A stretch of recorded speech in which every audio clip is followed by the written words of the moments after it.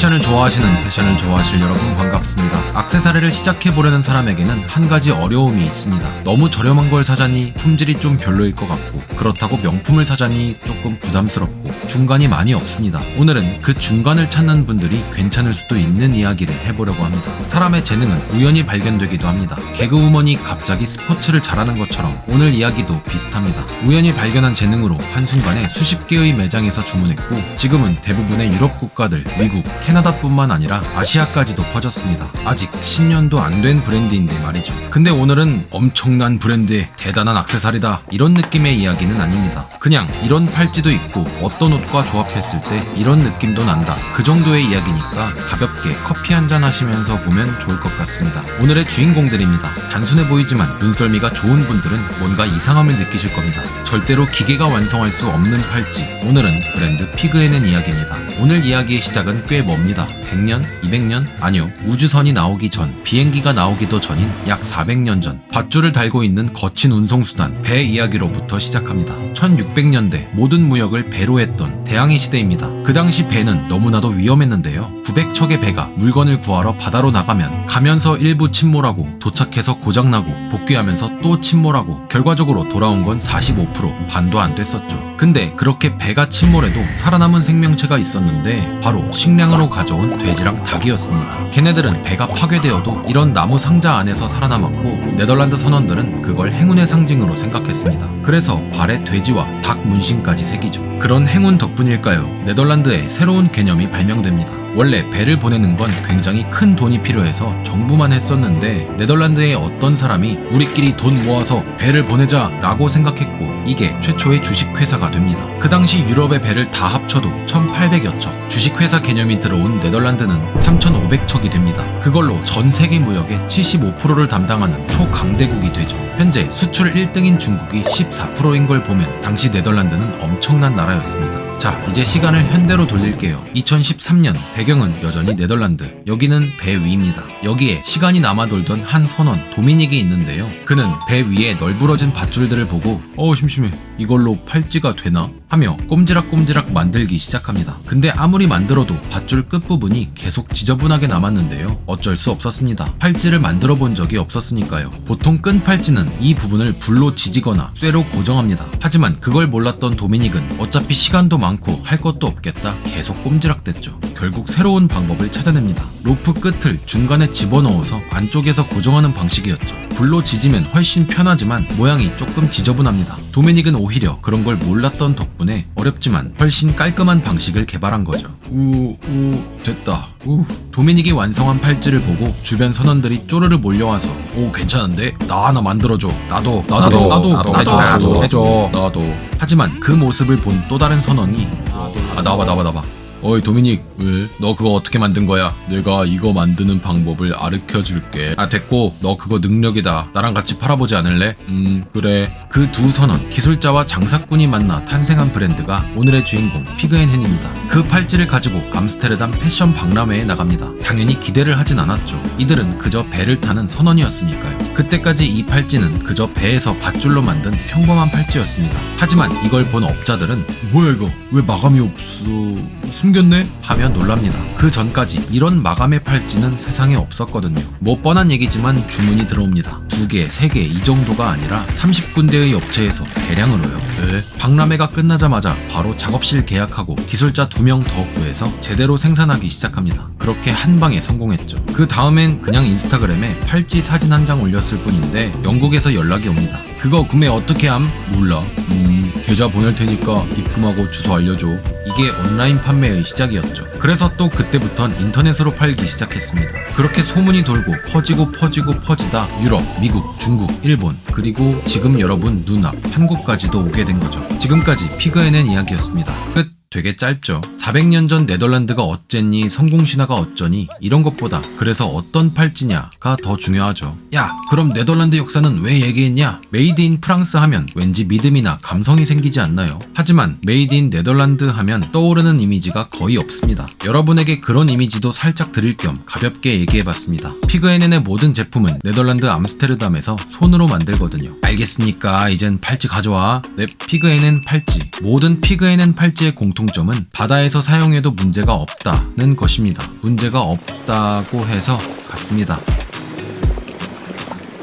피그앤헨의 팔찌는 실제로 네덜란드 선박에서 사용하는 장비들을 그대로 가져왔는데요. 로프도 현장에서 쓰는 것과 동일하게 팔찌에 사용되는 금속도 바다에 견디는 스테인리스를 사용했습니다. 스댕도 여러가지 종류가 있는데 그 중에서 이 316L 스테인리스만 바다에 견딜 수 있습니다. 가격이 비싸서 일상에서는 잘 사용하지 않는데 여러분 팔목에는 있을 수도 있습니다. 애플워치도 피그앤헨과 동일한 316L 스테인리스를 사용하거든요. 그게 제일 이쁘기도 하고요. 그래서 이렇게 바다에 빠져도 물로 슥슥 헹구면 아무 문제가 없습니다. 근데 그건 기능적인 거고 우리가 팔찌를 기능으로 차진 않잖아요. 어디에 어울리는지 보시죠. 디자인, 피그앤헨에는 정말 다양한 디자인의 팔찌가 있습니다. 이름은 엄청 어렵지만 쉽게 4가지로 나눠집니다. 로프류, 원석을 사용한 비즈류, 뱅글류, 체인류. 룩북이나 영상을 보면 되게 멋진 할아버지가 멋진 배경에서 털이 수북한 팔 위에 차고 있습니다. 하지만 우리의 팔은 이렇게 생겼죠. 전 상품, 모든 색상 다 가져왔습니다. 셔츠, 스웨셔츠, 티셔츠,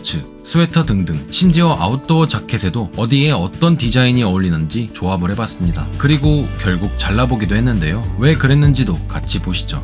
맨살에다 해볼게요. 먼저 돈디노 괜찮습니다. 로프가 한 줄이 아니라 보통 두께의 2줄이라 모자르지도 않고 적당합니다. 장식이 있어 심심하지도 않고요. 얇은 한 줄 로프를 보면 조금 비는 느낌이죠. 비즈입니다. 두꺼운 거 얇은 거 있는데 단독으로는 두꺼운 걸 권장합니다. 얇은 건 너무 비어 보이거든요. 골드 색상이 눈에 띄는데 매력 있습니다. 약간 세련된 동양 느낌이랄까? 참 이뻐 보이는데 일단 보시죠. 비셔스 빅입니다. 이 고리 눈에 익숙하시죠? 선박에서도 사용하는 장비인데 샤클이라고 부릅니다. 중간에 이 샤클 때문에 디테일이 있어 심심하지 않습니다. 이게 조금 더 커지면 샤프 시몬, 미디엄 상남자용으로 느낌이 확 바뀝니다. 여기까지는 맨살에 차기에 적당한데 더 커지면 보저스 조지, 상남자용입니다. 여기 쓰이는 샤클은 실제 선박에서도 사용하는 사이즈입니다. 개쎄요.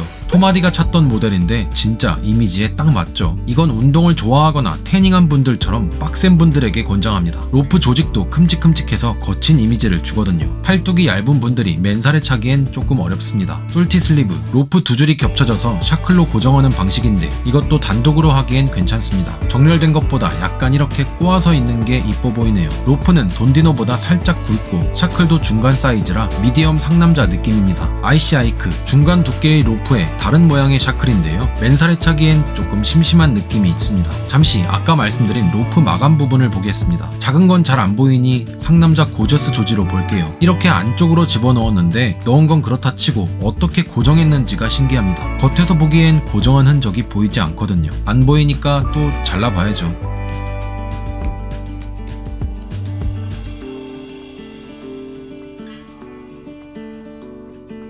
이 마감을 작업하는 영상을 보면 뭐 꼬챙이로 껴서 빼고 뭐 하는데 어려워 보입니다. 이 기술 하나로 이런 매끈한 모습을 만들었고 업자들은 거기에 반했던 거죠. 돈디노 팔찌도 자세히 보면 이 안쪽으로 넣어서 고정합니다. 다른 팔찌들도 끝부분은 무조건 마감 처리를 합니다. 불로 지지거나 쇠로 고정하는 게 아니라 보기 좋게 마감하죠. 이런 뱅글 팔찌는 어쩔 수 없이 불로 지지지만 보이지 않게 안쪽에 처리합니다. 이런 게 품질 차이가 아닐까요? 이제 옷과 같이 볼게요. 신기하게도 맨살에서 보였던 이미지와 많이 달랐습니다. 먼저 셔츠류입니다. 가장 무난한 옥스포드 셔츠. 생각보다 뱅글은 조금 어색했고 비즈도 막 어울리는 느낌은 아니었습니다. 돈디노는 꽤 괜찮아 보이네요. 비셔스빅도 무난해 보이죠. IC 아이크는 맨살에는 조금 심심해 보였는데 셔츠에는 잘 묻어나네요. 이런 체크 셔츠에도 잘 어울립니다. 돈디노도 괜찮고 이 검정색 체인도 어울리는데 비즈는 조금 어색하네요. 흰색 셔츠도 위와 같은 모델들이 어울려 보입니다. 스트라이프 셔츠도 비슷하게 어울리는데 사이즈를 여유롭게 입으면 조금 두꺼운 로프도 괜찮아 보입니다. 네이비 셔츠도 마찬가지고요.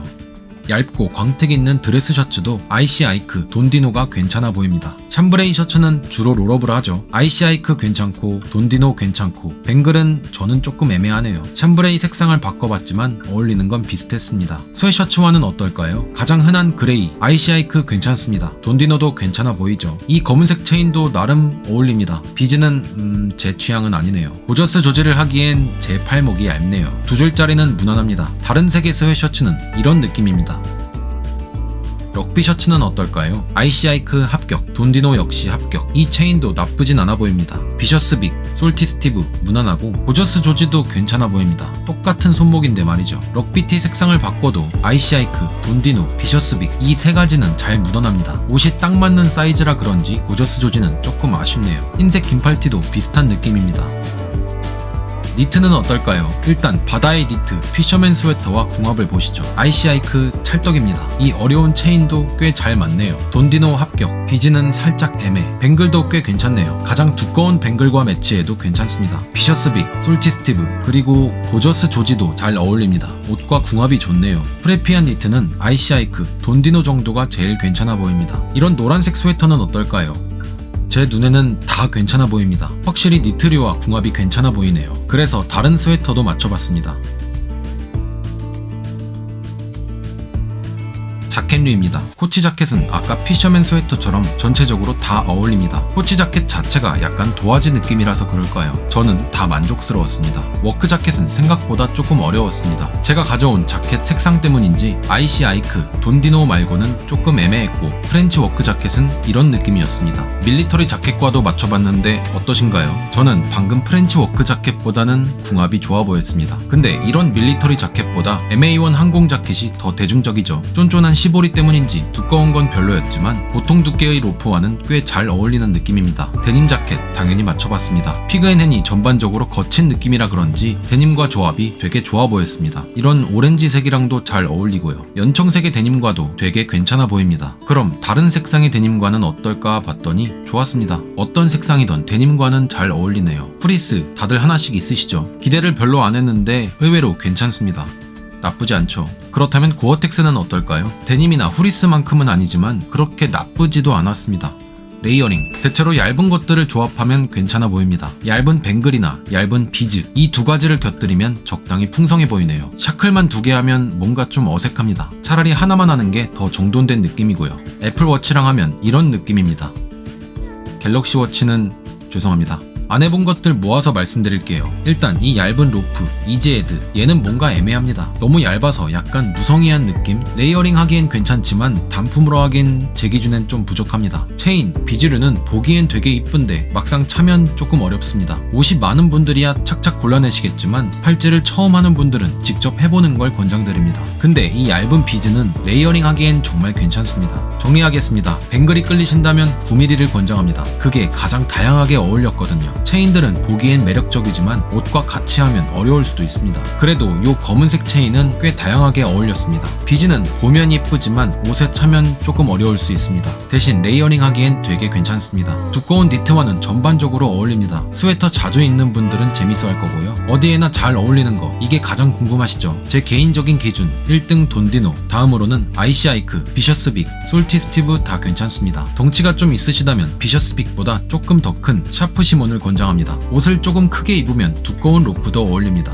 난 진짜 세다. 그럼 고저스 조지로 가세요. 아마 명품보다 만족할 수도 있을 겁니다. 착용 방법. 먼저 이렇게 결합을 하고 그 다음에 정렬해주면 됩니다. 저는 정신없이 빨리 착용하느라 옆으로 결합된 모습을 보여드렸는데 정석은 이런 모습입니다. 사이즈 측정 기준. 집에서 줄자로 재면 되겠지만 줄자 없는 분들이 더 많으시죠. 이 A4 용지 하나만 있으면 됩니다. 이렇게 대충 잘라서 대보세요. 모든 A4 용지의 가로 길이는 21cm니까 거기서 이 남는 길이를 빼면 됩니다. 이건 눈대중으로 대충 보이죠. 그것도 애매하다면 다시 A4 용지를 잘라서 2번 접으세요. 그게 대충 5cm입니다. 그 기준을 갖고 측정한 뒤 이 사이즈에 맞추면 딱 맞을 겁니다. 관리 필요 없습니다. 뭐가 묻었다면 대충 물로 헹구거나 금속 부분만 빼서 세탁기에 돌리세요. 뭐 바닷물에도 버티는데 문제가 있겠습니까? 샤워를 하던 손을 씻다가 핸드워시가 튀던 아무 상관없으니 편하게 마음대로 이쁘게만 사용하면 됩니다. 재능이 있는 사람도 필요하지만 그 재능을 알아봐주는 사람도 필요합니다. 팔찌를 만든 도미닉한테 장사하자고 끌어내는 사람이 없었다면 지금도 이 팔찌는 배 밖으로 나가지 못했을 겁니다. 운이 좋았던 거죠. 어쩌면 돼지와 닭은 정말 행운의 상징이었을지도 모릅니다. 그걸로 문신을 새긴 나라는 초강대국이 되었고 그걸로 브랜드를 만든 회사는 새로운 팔찌의 주인이 되었으니까요. 단순해 보이지만 혁신을 만든 브랜드. 지금까지 진짜 피그앤헨 이야기였습니다.